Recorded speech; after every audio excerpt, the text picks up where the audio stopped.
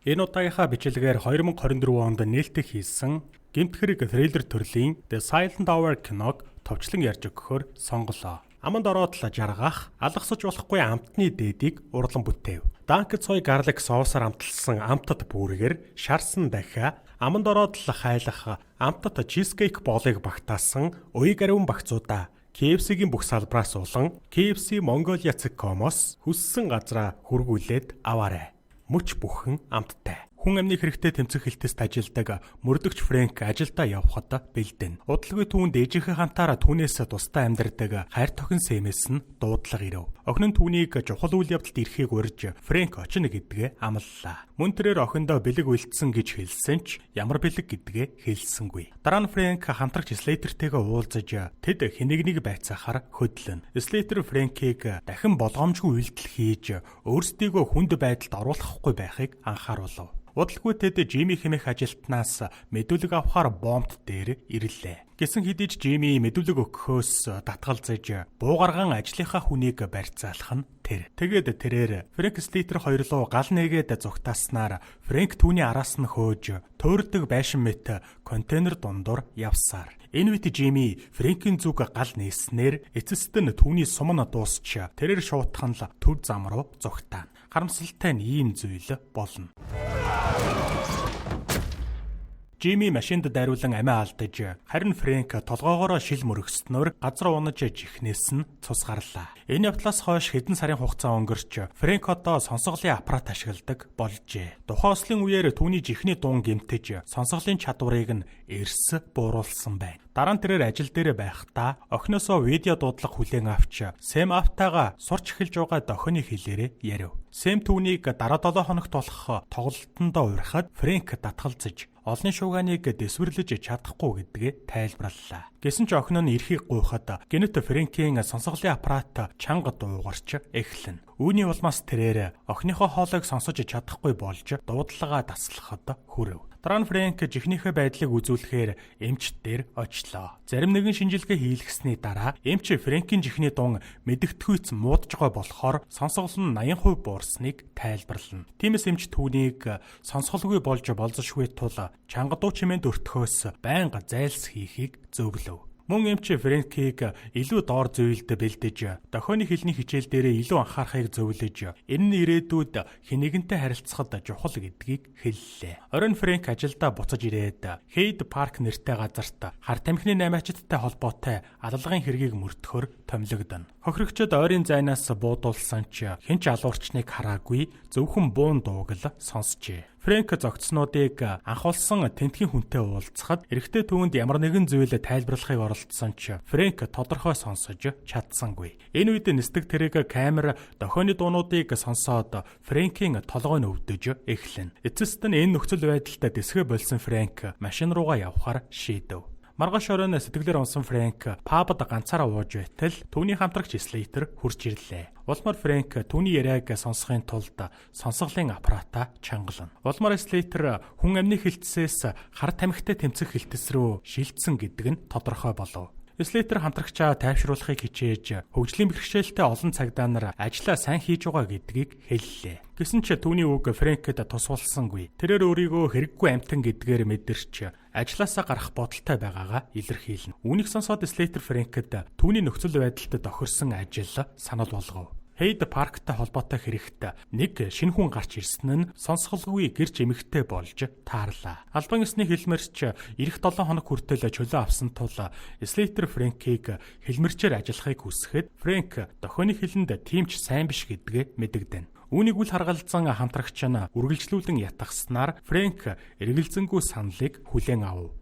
Гэрч нь хүн амны хэрэг гарах үед хэргийн газарт байсан 33 настай Эва гэх эмэгтэй юм. Тэрээр тэр даруй цагдаад мэдэгдэхийн оронд 2 хоног хүлээжээ. Маргааш нь хамтрагч нар Эвагийн хаягаар очихдоо түүний амьдардаг барилга бараг л хөнгүү байгааг анзаарна. Удалгүй түүний гэрт ирэхэд Фрэнк Эватай өөрийнхөө байгаа хэмжээнд харилцахыг оролдов. Гэтэл энэ байдал нь мэрэгжлийн хэлмэрч хүлээж байсан эмэгтэйг бухимдууллаа. Эхэндээ Ева хамтран ажиллахаас татгалздагч Фрэнк өөрийгөө осолд орсны дараа дохионы хэлийг сурахаар хичээж байгаа гэдгээ тайлбарласнаар эцэст нь Ева тэднийг гэрлүүгээ оруулна. Үүний дараа Эва өөрийгөө эндээс нүүх гэж бэлдэж байсан гэдгээ хэлв. Учир нь энэ барилгын эзэн барилгаа тансаг зэрэглэлийн орон сууц болгон өөрчлөхийн тулд бүх оршин суугчдыг нүүхийг шаарджээ. Улмаар Слейтер Хейт паркад болсон явдлын талаар асуухад Эва сонсголгүй ч гэлээ амны хайрцаг уншиж чаддаг нь тодорхой болно. Эва аллаг болсон орой зураг авангаа гадуур явж исэн ба хэсэг хүмүүс муудалцаж байгааг хараад бичлэг хийснээ тайлбарлав. Тэгээд Эва бичлэгээ үзүүлэхэд хоёр хохирогчийн толгойд сум зоож байгаа харагдана. Үүнийг харсан хамтрагч нар зочирдож Слейтер утсыг нотлох баримт болгон авч удахгүй буцааж өгнө гэдгээ хэллээ. Гэтэл Эва хэрвээ алуурчид өөрийг нь цагдаа нарт хандсныг мэдвэл өөрийг нь алах болно хэмээн айж байгаагаа илэрхийлв. Энэ үед Фрэнк түүнд тийм зүйл тохиолдохыг зөвшөөрөхгүй хэмээн амлана. Дараа нь тэр угаалгын өрөө рүү орж тавирууд дээр байх эмийг олж харав. Үүний дараа хамтрагчид явж байхдаа Слейтер Эваг шалгаж үзээд түүнийг нөхөн сэргийх хэмжлэгээ хилгэж байсныг олж мэдснээ Фрэнкэд хэллээ. Фрэнк ч бас түүний угаалгын өрөөнөөс хар тамхи хэтрүүлэн хэрэгэлсэн үед хэрэгэлдэг налоксон эм байхыг харснаа хэлнэ. Эндээс хамтрагч нар Эва зураг дарахаар орой гараагүй, харин хар тамхи хайжулсан гэдэг дүгнэлтэнд хүрэв. Хамтрагч нар өөр өөрийн машинтайгаа явж Слейтер Эвагийн утсыг нотлох баримт болгон авсан байлаа. Удалгүй Фрэнк Эвагийн гэрт утсаа үлдээснээ санаж буцаж очихоор шийднэ. Үүнтэй зэрэгцэн Хейт паркын аллагад оролцсон хүмүүс босс Месоны хамтаар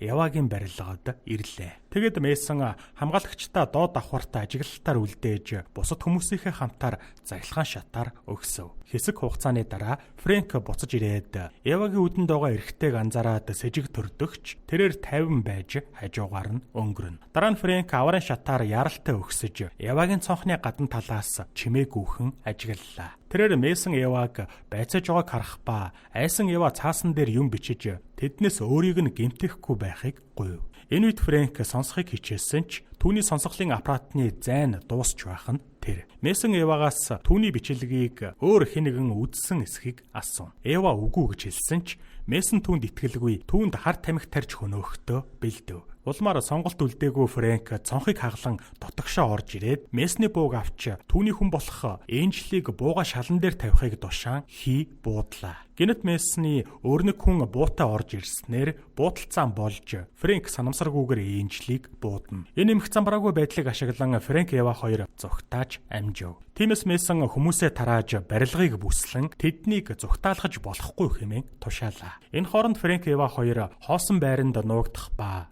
Эва гэмт хэрэгтнүүд өөрийг нь яаж олсныг яг бичлэгийг цагдаад өгсний дараа өөр дээр нь ирснийг гайхан асуув. Эндээс Фрэнк цагдаагийн байгууллагад түүний мэдээллийг задруулсан харах байгаа гэдгийг ойлгов. Тэгэд Фрэнк Эваг тэр шөнө зураг авахар биш хар тамхи авахар гарсан хэмээн буруутгалаа. Гэтэл Эва өөрийгөө хар тамхи хэрэглэхэ болсон. Энэ бол өнгөрсөн явдал гэдгийг тайлбарлана. Галерейгийн зүгээс түүний зургуудыг үтсгэлэнд тавих санал тавьсан болохоор баяраа тэмдэглэхээр гарсан гэдгээ хэлв. Үргэлжлүүлээд хохирогч нарын нэг нь түүний хар тамхи авдаг 8-чин байсан болохоор айсандаа 2 хоногийн дараа энэ тухай мэдээлснээ Эва хүлээн зөвшөөрлөө. Дараа нь Фрэнк утастай оршин суугч олдвол цагдаа дуудана гэж найдан байрнаас гарахаар шийднэ. Түүнийг явсны дараа Эва эсрэг талын барилгын оршин суугчаас тусламж гуйхыг оролдсон ч хинч түүнийг анзаарсангүй. Энэ үед тэрээр зогсоол дээр цагдаагийн машин ирэхийг анзаарч тусламж ирлээ хэмээн найдав. Гэвч тэдгээр цагдаа нар дээрэмчидтэй хамтардаг ба тэдэнд туслахаар ирсэн нь тодорхой болно. Энэ хооронд эмч түрүүнд буудулсан Энжилд туслахаар байранд ирж тэрээр эмчилгээгээ эхлэхэд Месон түүнд чадхаараа тусаллаа. Хэсэг хугацааны дараа тэрээр Фрэнкийн утсыг тэндээс олж цочирдов. Месон Фрэнкийг утасгүй байгааг мэдээд багийнхандаа түүнийг цагдаа дуудах утас хайжууж магадгүй гэдгийг анхааруулна. Тэрээр хүмүүстэй болон цагдаа нарт барилгын байр бүрийг шалгаж Фрэнк Эва хоёрыг олохыг тушаалаа. Мөн тэрээр барилгаас өгсөн 911-ийн дуудлагыг дундаас нь дасалж өөрсдийн шуум руугаа холбохыг зааварлав. Энэ хооронд Фрэнк Эва дээр буцаж ирээд утас олоогүй гэдгээ хэлэхэд харин Эва түүнд цагдаа нар гэмт хэрэгтнүүдтэй хамтран ажиллаж байгаа гэдгийг тайлбарлалаа. Гайхсан Фрэнк Месон өөрөө хар тамхины 8 хажидтай холбоотой авилгач цагдаа юм байна гэдгийг ойлгоно. Тэгэхээр Фрэнкийн хийсэн алхам бүрийг Месон болон түүний багийнхан таамаглах болно гэсэн үг. Хүнд байдалд орсон Фрэнк төлөвлөгөө гаргаж захилгаан шат руу явцгаалаа. Энэ үед гэмт хэрэгтнүүд камерын бичлэгийг хянаж байхдаа Эва Фрэнк хоёрыг 6 дугаар давхарт байгааг харна. Хамтд сой гарlic соусаар амтсан амтд бургер, шарсан дахиа, хамтдаа цайлах амтд чизкейк боолыг багтаасан уяг алин багцуудаа KFC бүх салбраас болон KFC Mongolia.com-оор хүссэн газраа хургуулээд амтлаарай. Мөч бүхэн амттай KFC. Үнэн дээр тэд цахилгаан шатны яралтай тусламжийн холбоог ашиглахаар шийдсэн байжээ. Фрэнк цахилгаан шатны дотор холбоог ашиглаж ийм хүнд нөхцөл байдалд туслах цорын ганц хүн болох хамтрагч Слейтертэй холбогдохыг хичээсээр харамсалтай нь зөвхөн автомат хариулсаар. Улмаар тэд цахилгаан шатнаасаа гарахад цагдаа нар тэдэн рүү гал нээснээр буцаад орхоос өөр сонголт үлдсэнгүй. Үүнтэй зэрэгцэн Мессенд Фрэнкийн байршлын талаар мэдэгдснээр тэрээр цахилгаан шат руу явж байраа хамгаалалтгүй орхив. Фрэнк камерыг эвдэж гэмт хэрэгтнүүдийг төөрөгдүүлэхийн тулд янз бүрийн товчлооруудыг дарна. Эцэст нь тэд 10 дугаар давхарт бууж Явагийн байрлал утсан авахар орохдоо эмчилгээ хийлгэж байгаа Энжилтэй таарлаа. Гэтэл эмч Яваг барьцаалдагч удалгүй энэ өөрийнх нь ажлын нэг хэсэг биш болохоор оролцохоос зайлсхийн яв. Энэ хооронд Энжел Месснээс тусламж гуйхаар залгах гэхэд Эва түүнийг зохин ухаан алдууллаа. Улмаар Фрэнк Энжелийн утсыг авч нөгөө өрөө рүү яаран орно. Удалгүй Мессэн ирээд тэд Энжелийн утсыг авсныг олж мэдээд бухимдав. Энэ үед Эва нууцаар тэдний амны хайрцгийг уншиж баригдахгүй тулд утасны дууг чимээгүй болголоо. Фрэнк Слейтер лөө энэ дугаар руу залгах хэмээн зурс бичих ба харамсалтай нь хийтэй уутан дээр гიშгчгэн. Мессэн дууг сонсож тэдний байгаа газрыг мэдсэн болохоор тэд дахиад л цонхоор зүгтаахаас өөр аргагүй болов. Тэд гадна шатаар явсаар өөр нэг байранд нуугдахаар орлоо.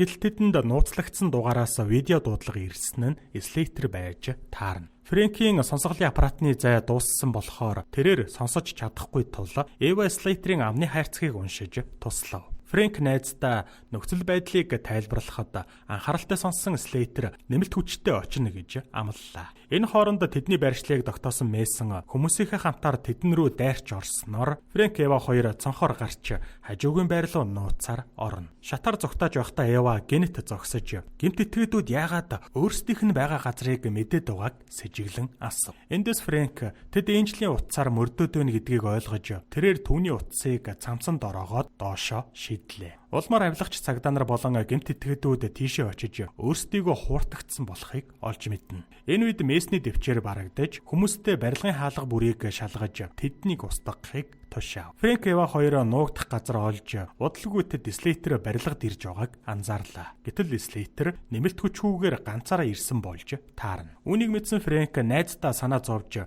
түүнд туслахын тулд доошоо буухаар шийдэв. Удалгүй тэд үүдний танхимд ирээд Слейтер гэмт этгээдүүдийн нэгэнд буу тулгуулан баригдаж байхыг олж харлаа. Найз нь барьцаалагдсан болохоор Фрэнкэд бууга өгөхөөсөөр сонголт үлдсэнгүй. Үүний дараа Слейтер бууг авч түүн рүү бууга чиглүүлснээр Слейтер ч бас авилгач цагдаа бөгөөд Фрэнкийн өмнө нь хэлсэн мэдээлэл задруулсан харах цагдаа гэдэг нь тодорхой болов. Слейтер төвөгшөөж Фрэнкээс яагаад түүнийг барилга руу буцаж ирээд баатрийн дүр эсгсэн юм гэдгийг асуув. Үүнтэй зэрэгцэн Мессэн хүмүүстэйгээ ирж Эвагийн гаранд тариураар тарин түүнийг ухаан алдууллаа. Тэд Эваг тунгаа хэтрүүлснээр амьсгал хураасан болгохоор төлөвлөжээ. Дараа нь Слейтер Фрэнкийг амаа хамхиж өөрсөддөө нэгд хэмээн хахуултахад Фрэнк сонголт үлдээгүй тул зөвшөөрнө. Улмаар тэд ухаангүй байгаа Эваг өрөөнд нь орон дээр нь хэвтүүлж орхилоо. Тэгээд тэд Фрэнкийг аваад барилгаас гарахаар явхад цахилгаан шатн дотор Фрэнк төлөвлөгөө гаргаж тэрээр нэг цагдаагийн бууг аван цахилгаан шатны хаалга хаагдахтай зэрэгцэн гарч амжив. Тэрээр Эва руу буцаж очиод